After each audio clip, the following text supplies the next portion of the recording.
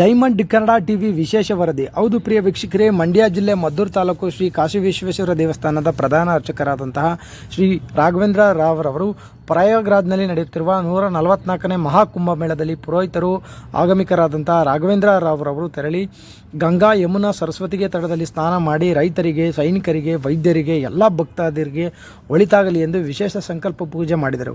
ಈ ಸಂದರ್ಭದಲ್ಲಿ ವೇದ ಪುರಾಣ ಮಾಡಲಾಗಿತ್ತು. ವಿಶೇಷವಾಗಿ ಈ ಒಂದು ಕುಂಭಮೇಳದಲ್ಲಿ ಭಾಗವಹಿಸಿ ಸರ್ವರಿಗೂ ಒಳಿತಾಗಲಿ ಎಂದು ಶುಭ ಹಾರೈಸಿದರು. ಈ ಕುರಿತು ಡೈಮಂಡ್ ಕನ್ನಡ ಟಿವಿ ನಡೆಸಿರುವಂಥ ವಿಶೇಷ ವರದಿ ಇಲ್ಲಿದೆ, ಬನ್ನಿ ವೀಕ್ಷಕರೇ. ಖ್ಯಾತ ಪುರೋಹಿತರಾಗಿರ್ತಕ್ಕಂಥ ಶ್ರೀಯುತ ರಾಘವೇಂದ್ರ ರಾವ್ರವರು ಮಾಡಿರುವಂಥ ಪೂಜೆ ಭಾಳ ಯಶಸ್ವಿಯಾಗಲಿ, ನಾಡಿನ ಜನತೆಗೆ ಒಳಿತಾಗಲಿ ಎಂದು ಪ್ರಾರ್ಥನೆ ಮಾಡಿದ್ದಾರೆ. ಸೊ ಬನ್ನಿ ವೀಕ್ಷಕರೇ, ವರದಿ ನೋಡ್ಕೊಂಡು ಬರೋಣ.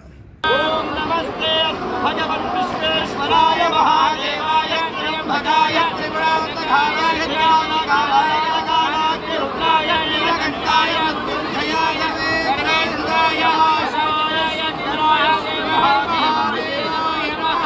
ಹರ ಹರ ಮಹಾದೇವ ಶಂಕರ.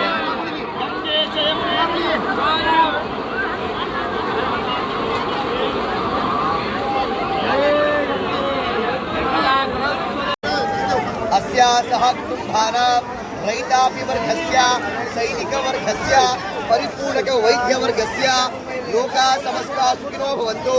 ओम सर्वमङ्गलमाङ्गल्ये शिवे सर्वार्थसाधके शरण्ये त्र्यम्बके देवी नारायणे नमोस्तुते.